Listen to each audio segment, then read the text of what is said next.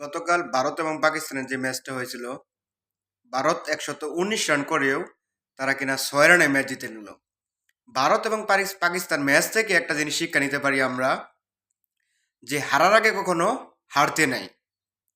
আর আরেকটা জিনিস এমন যে বাবর আজমরা তারা যখন ভারতের মতো একটা দলকে তারা ১৯ ওভারে অল আউট করে দেয় ১১৯ রানে, তখন তারা যে উচ্ছ্বাসটা করেছিল, যেভাবে ভাবছিল তারা খুব সহজ জয়টা নিয়ে নিব, কিন্তু আসলে সে জয়টা করতে পারে না।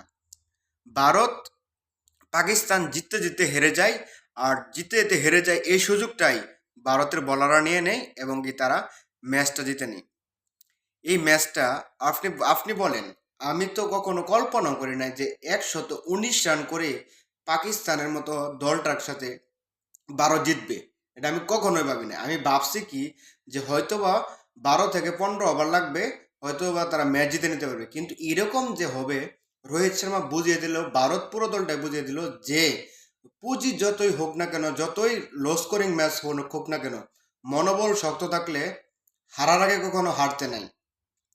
যে পাকিস্তান দলটা আপনার প্রথম তারা ২৬ রানে ১ উইকেট হারায়, ২৬ রানে ১ উইকেট হারায়, তারপরে ১০ ওভার যায় ৫৭ রান ১ উইকেটে, ১০ ওভার ৫৭ রান ১ উইকেট, তারপর ১১তম ওভারে প্রথম বলে আইসা উইকেট যায় ৫৭ রানে, দ্বিতীয় নম্বর উইকেট পড়ে।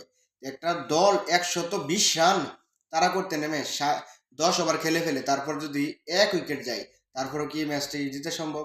হ্যাঁ, জিতে সম্ভব, যদি দলটা হয় ভারত। আসলে ভারত দেখিয়ে দিছে মানে কিভাবে জিততে হয়, কিভাবে ডমিনেট করে এত অল্প অল্প পুঁজি নিয়েও ম্যাচ জিতা যায়, যে হারার আগে কখনো হারতে নাই। এটা একটা মানে চিরন্তন সত্য কথা, যে হারার আগে কখনো হারতে নেই। মনোবল যদি শক্ত থাকে, ম্যাচ জিতা যায়, ম্যাচ জিতা যায়।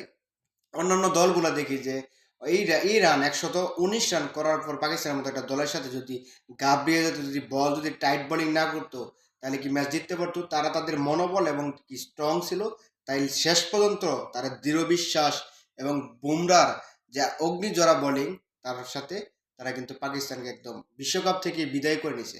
আর পাকিস্তানে তারা যে অতি উৎসাহী তারা ছিল, চাইছিল যে ১১৯ রান ১২০ রানের লক্ষ্যে তারা খুব সহজে ম্যাচ জিতে যাবে, কিন্তু এমনটা হয় নাই।